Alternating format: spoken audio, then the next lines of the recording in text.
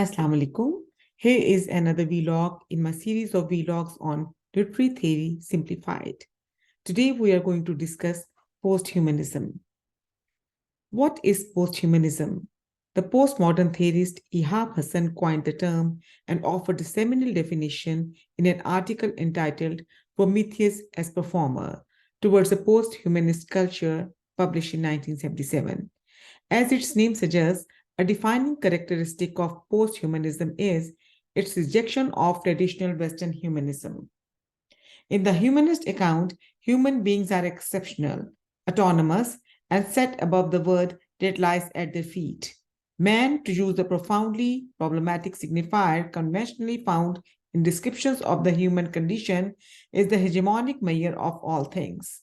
Posthumanism, in contrast, emerges from a recognition that man is not the privileged and protected center because humans are no longer and have never been utterly distinct from animals, machines, and other forms of the inhuman and are unable to direct the course of world history towards a uniquely human goal.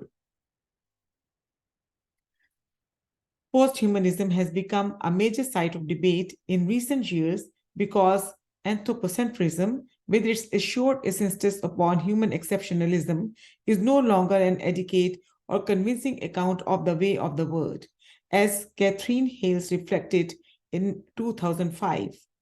The interplay between the liberal humanist subject and the post-human that I used to launch my analysis in how we became post-human in 1999 has already begun to fade into the history of the 20th century.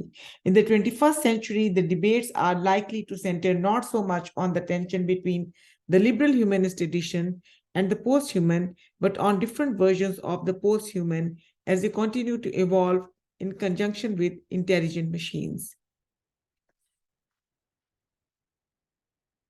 Context. Posthumanism rose to prominence with the publication of Donna Haraway's A Manifesto for Cyborgs, published in 1985. Although she did not actually use the term posthumanism, posthumanist, or posthuman anywhere in her essay on cyborgs, Haraway proposed that a series of three interrelated boundary breakdowns transformed the long established and long dominant figure of the human into a hybrid cyborg. Humanism, Haraway noted, has always relied upon firm and fierce distinctions between human and animal, organism and machine, and physical and non-physical.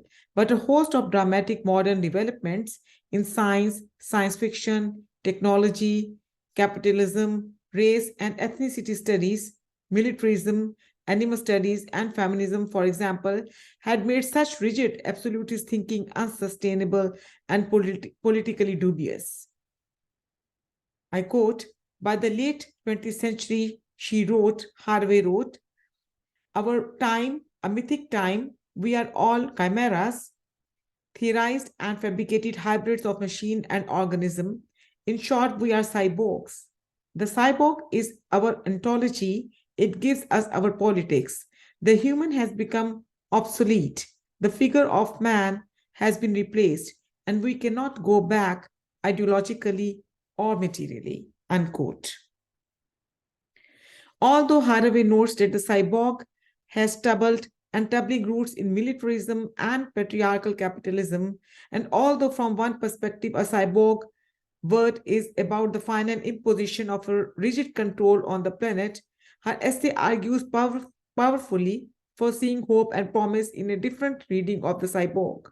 She continues, a cyborg word might be about lived social and bodily realities in which people are not afraid of their joint kinship with animals and machines, not afraid of permanently partial identities and contradictory standpoints. A certain incarnation of the cyborg is to be embraced and celebrated, in other words, for its ability to expose the problems of thinking in essences and universals, and for the way in which it can suggest a way out of the maze of dualisms in which we have explained our bodies and our tools to ourselves.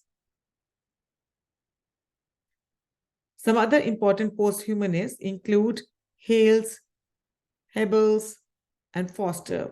In Catherine Hale's How We Became Posthuman, published in 1999, Chris Hebel's Gray's Cyborg Citizen, published in 2001, Elaine Graham's Representations of the Posthuman, published in 2002, Thomas Foster's The Souls of Cyberfolk, published in 2005. For example, the posthumanist implications of cybernetics and cyberspace, informatics, artificial intelligence, genetics, and medicine have been examined in detail, often with reference to Donna Haraway's groundbreaking manifesto of cyborgs. When computers can beat humans at chess, when life is understood as a readable code, when death can be deferred or redefined by radical medical intervention, when the Genome Project has revealed that humans share 98% of the genetic composition with chimpanzees, when artificial limbs outperform and blend seamlessly with their organic counterparts, and when some experts in the field of artificial intelligence believe that it will soon be possible for humans to achieve immortality by transferring themselves into a computer, the old humanist model seems desperately incapable of speaking to the present order of things. Assumptions. Posthumanism often takes as its starting point not the illegitimacy but the inherent instability of humanism. Man does not necessarily need to be toppled or left behind with a giant leap because he is already a fallen or falling figure. And the task of the critic or artist committed to posthumanism therefore becomes one of mapping and encouraging this fading. One of the recognitions of posthumanist culture has been that the boundary between science fiction and social reality is an optical illusion. For with the deconstruction of the opposition between the human and the inhuman also comes a waning of the conventional distinction between fact and fiction. Much scholarship has explicitly and extensively addressed different aspects of posthumanism in recent times. Indeed, as Bruce Clark has acutely observed in the last 2 decades, the theoretical trope of posthuman has upped the ante on the notion of the postmodern. Some examples. Works of fiction such as William Gibson's Neuromancer, Bruce Sterling's Crystal Express, Richard Powers' Galatea 2.2, and China Melville's Perdido Street Station have, along with television series such as Star Trek The Next Generation and films such as Blade Runner, The Iron Man, Ghost in the Shell, and Existence Z, depicted humans and machines interfacing with transforming each other in new, complex, provocative, playable, and sometimes highly eroticized ways. To encounter such narratives is to see the certainties of humanism fade and to find bodies, minds, desires, limits, knowledge, and being itself reimagined in ways for which traditional anthropocentrism cannot possibly account. Some dilemmas of posthumanism. It would be a mistake to conclude that everyone who writes about the subject is in favor of posthumanist existence.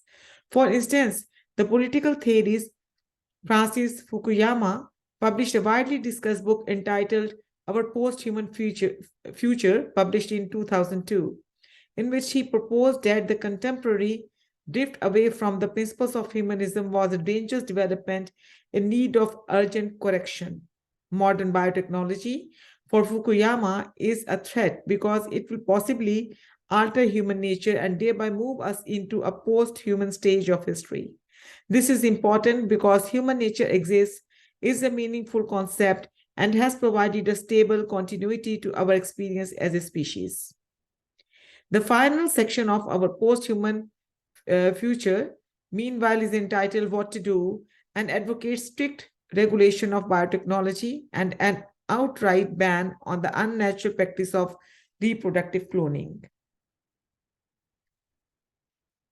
Conclusion.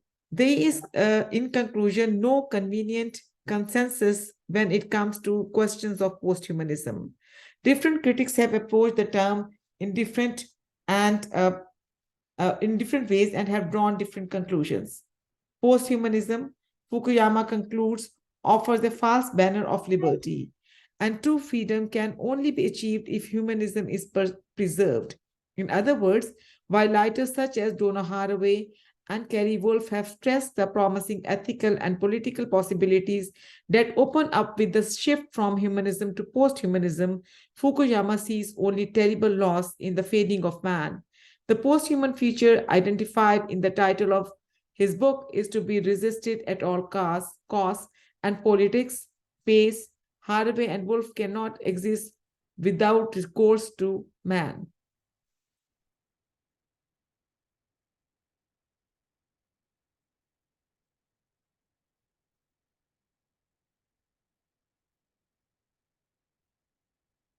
Thank you. I hope that you enjoyed this brief presentation on posthumanism. I'm looking forward to your feedback and comments. Goodbye.